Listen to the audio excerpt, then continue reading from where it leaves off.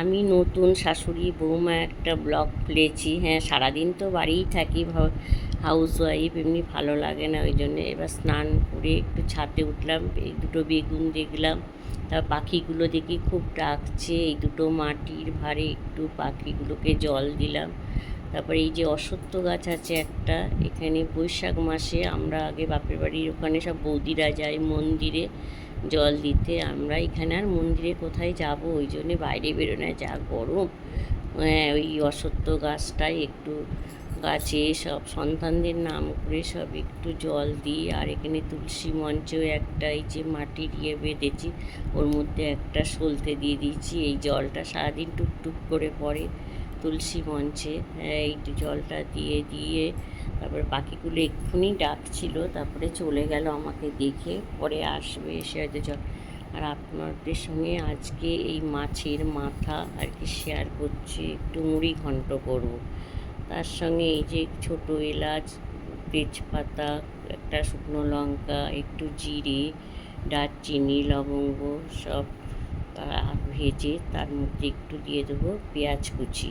হ্যাঁ, এটাকে নেড়ে পেঁয়াজ কুচি দিয়ে দিলাম। আর যা গরম পড়েছে বাবা, ছাদে গেছিলাম, এত গরম কি বলবো, যে বলার মতন না, যে বাইরে। আর এর মধ্যে একটা আলু ছোট ছোট করে কুচিয়ে এর মধ্যে এই আলুটাকে ভালো করে ভেজে নেব।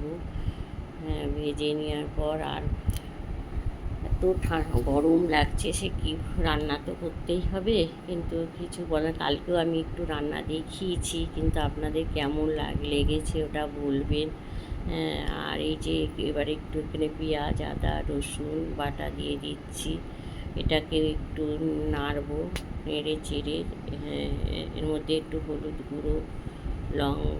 গুঁড়ো দিয়েছি, তারপরে একটু লঙ্কার গুঁড়ো, জিরে গুঁড়ো, ধনে গুঁড়ো সব দিয়ে এটাকে ভালো করে কষাবো। হ্যাঁ, আর গরমেতে খুব জল খেতে হচ্ছে, ওদিকে পাখির জল দিয়ে এসছি উপরে, যে জল বলে না জীবনে জলের আর এক নাম জীবন, ওই জন্যে জল ছাড়া আমরা যেমন বাঁচতে পারি না, পাখি পক্ষেও বাঁচতে পারি না। মাঝে মাঝে একটু খাবারও দিয়ে আসি, একটু চাল বা গম, তারপরে একটু ডালিয়া একটু ছিটিয়ে দিয়ে আসি, পাখিগুলো খাই, বিকালে যায় ওটা।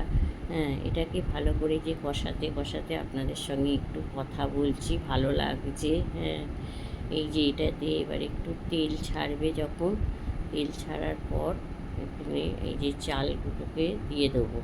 গোবিন্দভোগের চাল আগে ভিজিয়ে রেখেছিলাম, ভিজানোর পর ওটাকে জল ঝরিয়ে একটু ঘি মাখিয়ে রেখেছিলাম, মেখে এটাকে এখন ভালো করে কষাতে হবে।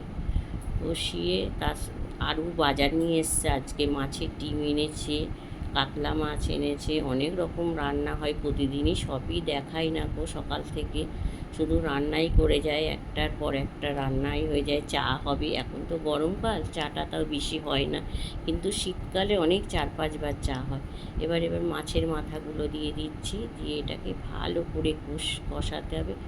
কষাতে কষাতে একটু ভেজে তারপরে একটু সামান্য আর কি জল দেবো এর মধ্যে, জল দিয়ে তারপরে একটু ঘি, গরম মশলা, একটুখানি জল দেওয়ার পর একটু আর কি চাপা দেবো, একটু চিনি দেবো সামান্য, চিনিটা একটা অপশান, আপনারা দিতেও পারেন নাও দিতে পারেন। হ্যাঁ, এবার একটুখানি ঘি দিয়ে গরম মশলা দিয়ে এটাকে নেড়ে চেড়ে আবার এটাকে নামিয়ে নেবো। আর তার মধ্যে আবার আজকে বললাম তো অনেক কিছু বাজারে এনেছে, এই গরমে ভালো লাগে না এত কিছু রান্না করতে, পাতলা বেশ ঝোল হবে একটু, কিন্তু আমার কর্তা আবার এসব খাবে না, ওনার হলো অনেক রকম খাওয়ার আইটেম আছে আর কি, তাও কি সকালেরটা সকালে, দুপুরেরটা দুপুরে, রাতেরটা রাতে, ওদিকে রাত ঠিক 12টা 12:30টায় খাবে, তার মধ্যে আবার সন্ধেবেলাও কিছু চাই।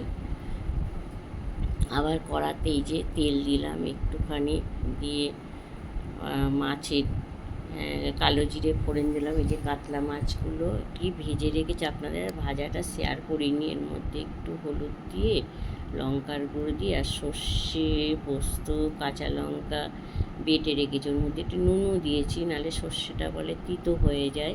ওই যে এই বাটাটা দিয়েছি, আমার কর্তা আবার এইটা খাই না, ওর আবার আলাদা করবো কড়াইশুঁটি, ওই টমেটম দিয়ে একটু, ওর আবার একটা কাতলা মাছ একটু এই যে লবণ দিয়ে দিলাম, দিয়ে এটাকে ফুটে উঠলে এর মধ্যে একটু মাছগুলো দিয়ে দেবো, দিয়ে একটু চাপা দিয়ে দেবো, চাপা দিয়ে কিছুক্ষণ পর এটাকে নামিয়ে নেবো।